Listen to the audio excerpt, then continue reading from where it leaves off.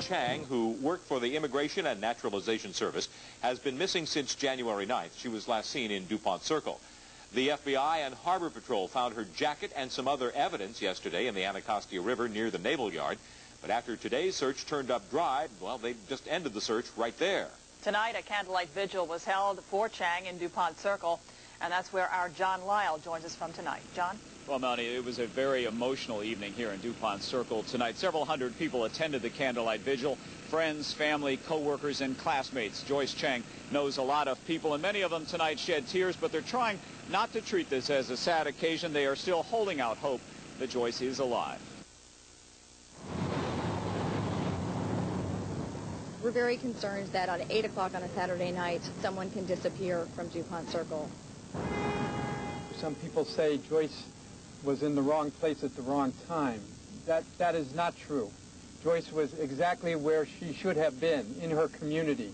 Give us this day our daily bread, and forgive us our trespasses, as we forgive those who trespass against us. We gather tonight, united in hope and prayer for Joyce's safe return to us, to all of us. We're here because we love our colleague and our friend, Joyce Chang. What we're all going through right now is a living hell. It is a living hell. My stomach churns when I watch the news on television. I jump to my feet every time the phone rings. The candles in your hand are not the flames of hell, but the flames of hope. So I ask everybody, keep praying, keep the faith. That is Joyce Chang's brother, Roger, and he said after the vigil tonight that since some of Joyce Chang's belongings were found along the shore of the Anacostia River, and she was not, though, and also because police apparently have called off the search in that immediate area, the family has renewed hope that she is still alive and will return home safely. Now, we should tell you there is a reward, a $45,000 reward for information about Joyce Chang's whereabouts, and if you have any information about that, you are asked to call the FBI at 202-278-2382. And obviously, Melanie and Nathan, this is very traumatic for the family, but they are still trying to be as upbeat as they can. John Lyle in DuPont Circle. Thank you, John. This is News 7 at 11. So tonight, Lord God, we are being vigilant. We are vigilant people, watching and waiting for the safety and return of Joyce, our friend. They are words of hope tonight for friends and families of Joyce Chang. She has been missing for 2 weeks now. Good evening. I'm Del Walters. And I'm Kathleen Matthews. Paul Berry's off tonight. Thanks for joining us. There was a somber vigil tonight near the D.C. coffee shop where Chang was last seen. And News 7's Jane Wittrell joins us live from DuPont Circle with the latest on this missing young immigration lawyer. Jane? Well, I'm standing only a few blocks away from where Joyce was last seen. It was 13 days ago that she said goodbye to some friends and then disappeared. Tonight, her family, her friends, and strangers gathered to let the world know how much she's missed. Joyce has touched many people with her special warmth, generosity, and talents. And we gather tonight, united in hope and prayer for Joyce's safe return. Our Father, who art in heaven, hallowed be thy name. Hundreds light candles and pray for 28-year-old Joyce Chang to come home. As it is in heaven. Give us this day our daily bread. Friends and strangers moved to tears. The popular INS attorney has been missing for nearly 2 weeks with few clues. Her brother is determined that all will end well. What we're all going through right now is a living hell. It is a living hell. My stomach churns when I watch the news on television. I jump to my feet every time the phone rings. Your hands will hold the candle that controls the fire. And we will all rise above that which is not within our own control right now. At one point, the crowd is asked to raise their candles to show strength and love for Joyce. Many are here for just that, to show support. She's a truly special person. She just lights up a light when she walks in a room, and she's a wonderful professional. She's bright. She's our best and brightest. It's a beautiful thing. I'm glad to see as many people came out that are here, and I just hope for her safe return. It's just a tragic loss right now. Hopefully we're going to fill that loss and that void, and just keep our fingers crossed and keep praying. Praying for the end of a nightmare. Now, Roger Chung says that the police are not going public with many of the facts at all during their investigation, but he... For you, live from the area's leading news station, this is News 4 at 11. Family, friends, and strangers got together with the hope that a missing government attorney soon would be found unharmed. Good evening, I'm Jim Bass. I'm Doreen Gensler. Hundreds of people attended tonight's candlelight vigil in honor of Joyce Chung. Chung mysteriously disappeared 2 weeks ago after a friend dropped her off at the Starbucks near DuPont Circle. Mark Silverstein is there and joins us live with the latest. Mark? Well, certainly a somber evening, but one of the speakers here tonight pointed out that in Joyce Chung's first name is the word joy. It was on that note that they gathered here tonight, a vigil not of mourning, but of optimism and hope.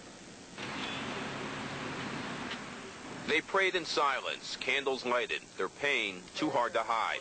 Family and friends, even strangers, a crowd of hundreds filling DuPont Circle, standing vigil for Joyce Chung's safe return.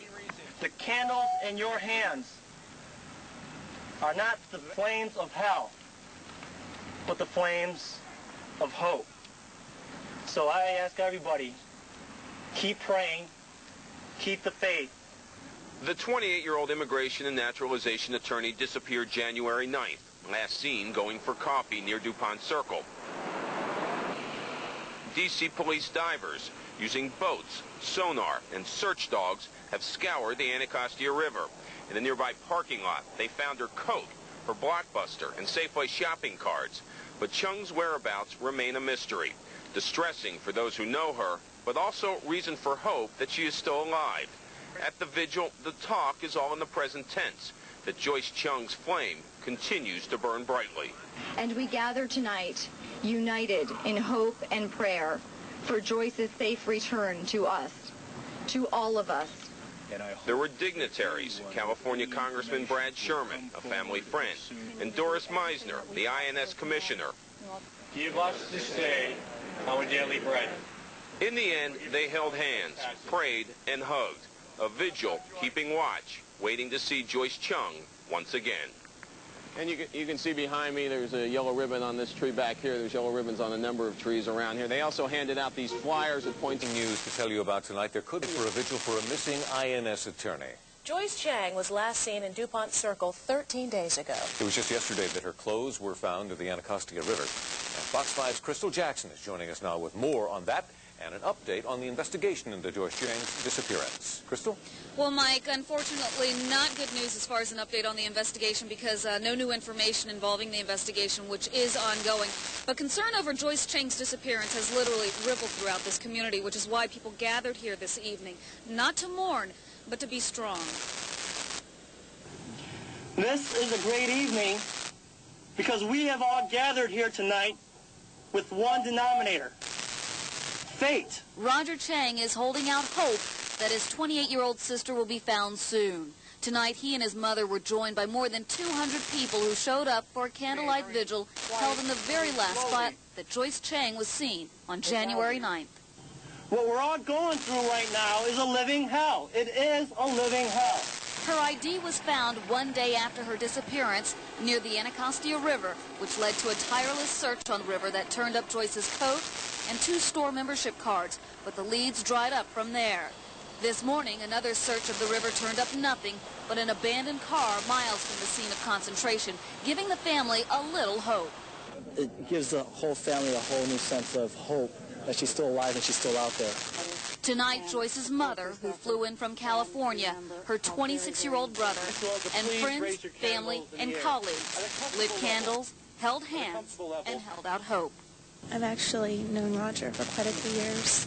We went to undergrad together at UCSB, and I only met Joyce a couple of times, but she really struck me as a good person. I don't know exactly what's happening with Joyce, but it conjures in me the concern for other women who have been abducted, and hurt and abused.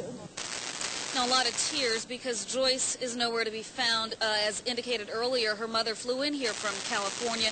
There were some local congressmen from the area spoke. A lot of people spoke, and some people just kind of joined in because they knew exactly what this vigil was all about. Now, the family will remain in town, and they invite anyone who cares to attend to join them at St. Matthew's Cathedral on Rhode Island Avenue this Sunday at 11:30. Now, Crystal, since this story broke earlier in the week, the amount of the reward has continued to go up, hasn't it?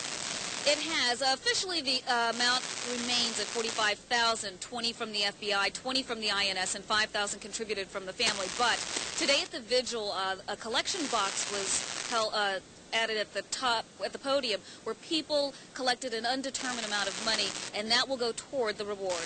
All right, Crystal, thanks very much. Now, the story of Chang's mysterious disappearance will be featured on America's Most Wanted, and you can see it right here on Fox 5 tomorrow night at 9. An emotional gathering in the district tonight for friends of a missing attorney. And cleanup time. USA Broadcast House. Channel 9 Eyewitness News tonight begins. Years old, but Joyce Chung has touched the lives of hundreds of Washingtonians. Tonight, many of them gathered at DuPont Circle to pray for the safe return of the INS lawyer who's been missing for almost 2 weeks. Bruce LeShan is just back from that vigil. He joins us from the night desk. Bruce? Andrea, tomorrow night it will have been 2 weeks since Joyce Chung disappeared from one of the most public places in Washington. Police have found traces of her, but so far, the woman who brought joy to so many lives is still missing. With this candle from Joyce, I will pass my light on to you in hopes that it will come full circle and lead us back to Joyce and lead Joyce back to us. Joyce Chung's smiling face stared out from a crowd filled with tears. At the DuPont Circle fountain, just yards from where she was last seen, several hundred friends, family members, and co-workers gathered to pray for her safe return. Joyce is one of my best friends, and I'm keeping the hope alive, but it's very hard, and I miss her so much. And I think the hardest part is that Joyce would be the person that I would be going to for comfort right now. Police found Chung's jacket, keys, and a grocery store card along a desolate stretch of the Anacostia, but 2 days of dredging failed to uncover her body. Her family gathered on a knoll to thank the searchers. For thine is the kingdom, the power, and the glory are yours forever. Amen. Those who know Chung have been left in a kind of limbo, from her mother who flew in from California, to her congressman, to the commissioner of the INS. We all, of course, feel helpless and very vulnerable because we're terribly worried and we want to have Joyce back. Some people say Joyce was in the wrong place at the wrong time. That is not true. Joyce was exactly where she should have been, in her community. I ask you all to please raise your candles in the air. The candles in your hand are not the flames of hell, but the flames of hope. So I ask everybody, keep praying, keep the faith, gain control of that faith, and God bless all of you. Thank you. Police are unsure if Chung was abducted by a stranger or if her disappearance had something to do with a former boyfriend or with her work at the INS. Her friends and federal law enforcement officials are offering a $45,000 reward for any information leading to her whereabouts. Andrea, back to you. All right, thank you, Bruce LeShan. Gordon?